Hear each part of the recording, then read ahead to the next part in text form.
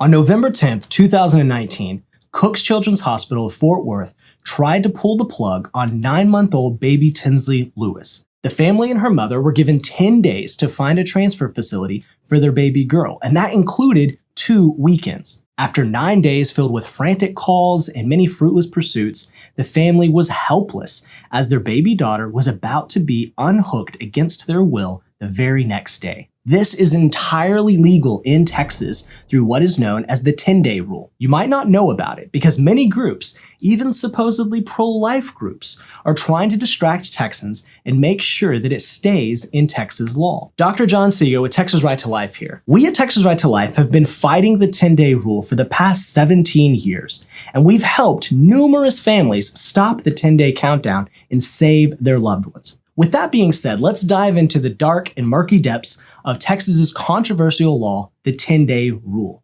In 1999, Texas signed into law the Texas Advanced Directives Act, or TADA for short. And this was after Texas Right to Life and other pro-life organizations were assured that the bill contained safeguards to protect from abuse or misuse. Overall, the act was put in place to help Texas patients communicate their medical wishes in the event that they become unable to make decisions on their own, hence the Advanced Directives Act. However, TADA also contained what is now known as the 10-day rule, and it actually trumped advanced directives and gave ultimate life and death decisions to hospitals, regardless of the desires of the family or even the patients themselves. Here's how the 10-day rule works. If a physician disagrees with a patient or their family about life-sustaining treatment, then the hospital's own ethics committee is charged with reviewing that disagreement. Even if the patient has written out an advance directive, this process could be started as long as the disagreement is about life-sustaining treatment.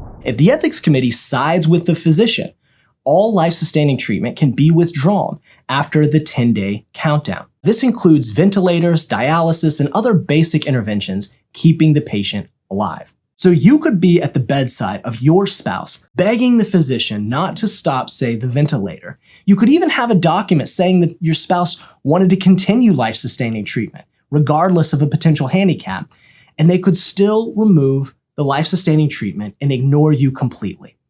Now, you're likely thinking that the 10-day rule seems pretty bad, but it gets even worse. The very wording of the law is so vague and unrestricted that the law could be used on almost any patient with a severe illness for any reason. For example, you don't have to be dying or even have a terminal illness for this rule to be used on you. At any point, a hospital could suddenly decide they don't want to provide life-sustaining treatment and justify their actions through the 10-day rule and withdraw care against the patient's will.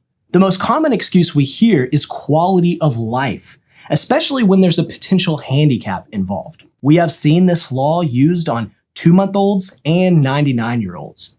Now that sounds like an overstatement, but the law is really that bad.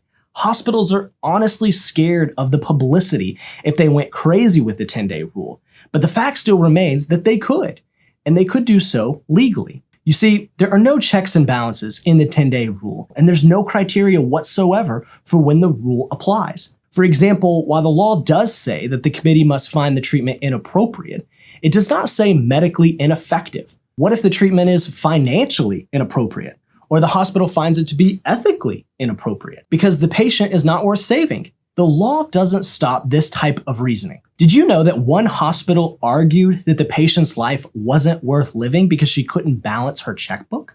And hospitals don't even have to report when or why they use the 10-day rule. If you have heard that this rule is practically never used, that's completely false. We have seen as many as 4 cases in a single month, and those are just the people who happen to call Texas Right to Life for help. The bottom line is that the 10-day rule creates a completely backward system where it's actually easier for the hospital to stop wanted basic treatment than spend the effort and time to find a new, more appropriate facility where the patient can continue to receive care. And no matter how many days you give them, the chances of your average American family actually securing a complicated transfer without the hospital's help, or in most cases even fighting against the hospital, those chances are close to none. And that's why the 10-day rule is so dangerous. Now that you have a general idea of the 10-day rule, let's dissect and discuss the 5 most common misconceptions of the 10-day rule. Number 1, it's only for brain dead patients. We get this one all the time. Brain death is a term generally understood to mean the irreversible loss of all functions of the brain. But brain death is not mentioned whatsoever in TADA. And in fact, the 10-day rule does not apply if the physician is claiming that the patient is brain dead. Once a patient is legally declared brain dead in Texas, a hospital can simply remove all care. No ethics committee, no 10-day countdown required. So just so you're aware, there are ways that you can protect patients from the premature or inaccurate diagnosis of brain death. Please see our other videos on that topic. Number 2, it's only for people who are unconscious. This actually is not true. Remember, there are no medical criteria for who the 10-day rule can be used on. The rule never says that the countdown only applies to patients who cannot make their own decisions. Chris Dunn in 2015 faced a 10-day countdown, and he was fully aware and responsive. When asked, he put his hands together, praying to be kept alive, and still the hospital insisted on using this rule to end his life. Whether you're pro-life or not, it's easy to see that that is wrong. Number 3, it only applies to people who are dying. The rule never says that you have to have a terminal illness that would likely lead to your death, or you have to be at the end of your life for the rule to apply. Since the 10-day rule makes no distinctions, it can be applied to anyone in whatever health condition. One case we worked on specified that the chance of infection was the leading cause for their decision to withdraw this life-sustaining treatment. The chance of an infection? Not even an actual infection? Really? Number 4, it's only for those who haven't made a living will or advance directive. The statute specifically states that the 10-day rule trumps any advance directive or living will. This means that no matter how proactive you've been in preparing your legal documents or talking with your loved ones, through the 10-day rule, a hospital's ethics committee gets to override all of those things, period. After all, if they can unplug you when you can make your own decisions, as in the case of Chris Dunn, what would stop them here? Number 5, it's only for extraordinary or crazy treatments that no one thinks will work. The language of the law specifically states that this process is limited to those who are on basic life-sustaining treatment. We're not talking about far-fetched lung transplants or triple bypass surgery. We're talking about basic treatment, without which the patient would die. The whole point of the 10-day rule is to specifically remove treatments that may not be curing the patient, but are just keeping them alive. These treatments provide the same things that we all need: food, water, air, proper blood pressure, and kidney function to filter our blood. It's true that in the 1800s, this very idea of a feeding tube or a ventilator would have been seen as extraordinary or crazy. But now, with the growth in modern medicine, these are considered very routine, basic measures to sustain the patient's life so that they can recover.